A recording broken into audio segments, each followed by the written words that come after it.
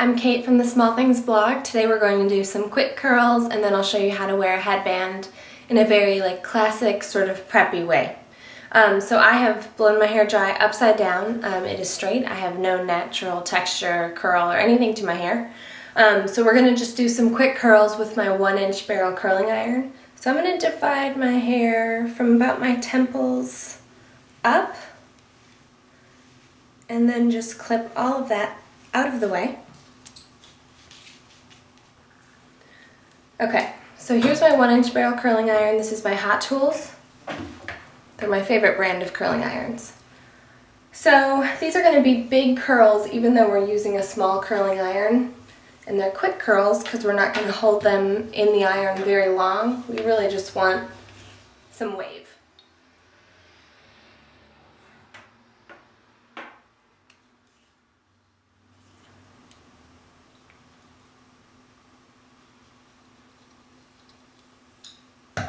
And then as soon as you let it out from the iron, comb through it. So that way you have a kind of looser curl than what you would normally get if you held a 1-inch barrel curling iron for a while and took smaller sections. So here's the size we're working with next. We're still going to put it in at our root and then have the ends be the last thing that we include. But we're just going to kind of move quickly.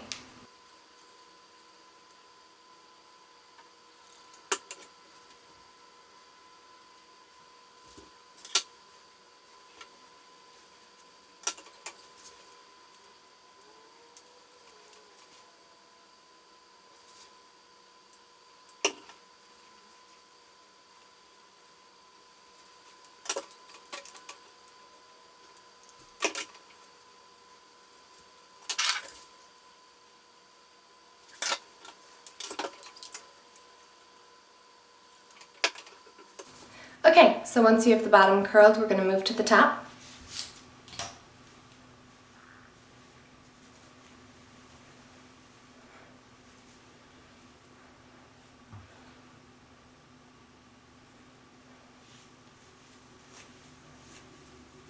We're going to do really large sections with these as well.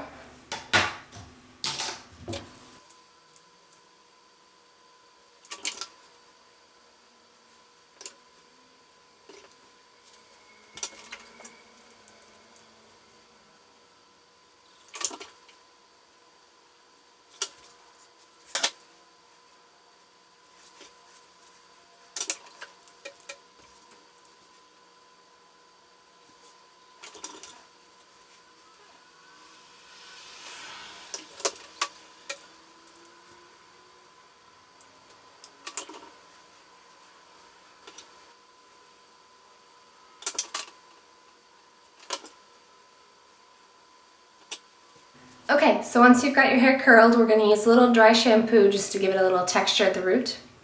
I'm going to use my Kenra Platinum Color Care dry shampoo. There's a lot of different brands of dry shampoo, and each one has pros and cons. I like this one because it's very dry feeling dry shampoo. And by dry, I mean it doesn't feel like it has any, what's the texture, like waxy, but that might be an over-exaggeration. But there's some dry shampoos that leave a little residue in your hair, which can be good for volume, but can, at the end of the day, end up working against you. This Kenra dry shampoo doesn't give me any of that. It's very clean feeling, almost like you can't even feel it on your hair. So we just want to kind of roughly put that everywhere. And use your fingers to work it in. So this helps separate the curls, give some fullness, as you can see, and it'll help soften any parts that you may have in the back of your hair. So you can see that kind of brought everything together. So we're going to tease a little bit as well, but instead of teasing a lot at the crown, we're going to tease kind of where your cheeks are all the way around. So sort of in the middle of your hair. Just because we want to add fullness around the bottom. And we don't want that, the headband's going to help give some lift at the crown, so we don't want it to be too big. I know you never thought I would say that because you know I like big hair, but sometimes we gotta tone it down a little. Okay, so soften out that teasing.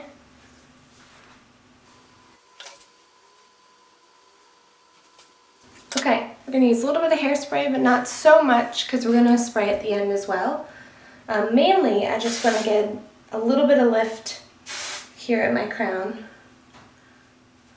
And the thing that I love about Kenra Volume 25 is it's still workable. Even though it's a finishing spray, I can still kind of comb through it and it doesn't get sticky. But if I didn't mess with it, it would hold the entire day.